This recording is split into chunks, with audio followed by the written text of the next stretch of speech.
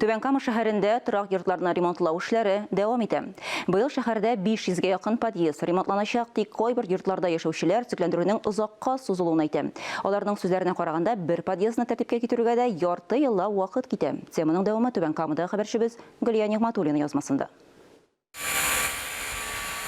Мурадиян урамындагы 10-нчы йортта ремонт бара. Беренче подъездда тәрәзәләрне, батареяларны алыштыру, яңа ишекләр кую өчен ярты ел чамасы вакыт китте ди Түбән-Камалылар.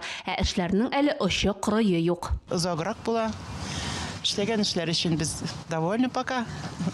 Сдавать иткәндә ничегрәк булыр, карарбыз. Күрше подъездда исә эшләр тизрәк бара икән. Буяучылар да чүп-чарны ортларыннан җыештырып баралар. Шәрдәшләр вакытлыча уңайсызлыкларга түзәргә әзер. Ремонт бик әйбәт бара, начар түгел бит инде ремонт. Шундый әйбәт бара. Дом бит зур, аны бит инде эшләп бетерергә кирәк. Ишекләр куйдылар, бөтен нәрсә. Монысы Шәбия урамындагы 7-нче йорт. Капиталь ремонт эшләре 1 ай элек башланган. Кешеләр инде кимчелекләр дә табарга өлгергән. Идәннәр, баскыч тоткычлары агарып беткән. Подъезд эчендә электр чыбыклары асылынып тора. Почта тартмалары да төшкән ди Түбән-Камалылар. Быел шәһәрдә 500-гә якын подъезд ремонтланачак. Әлеге сан башка еллардагыдан күбрәк. Яртысында инде эшләр 50%-ка башкарылган. Таләпләргә килгәндә, бер подъездны рәткә китерү өчен 1-2 ай вакыт билгеләнә. Йортның ничә катлы булуына карап.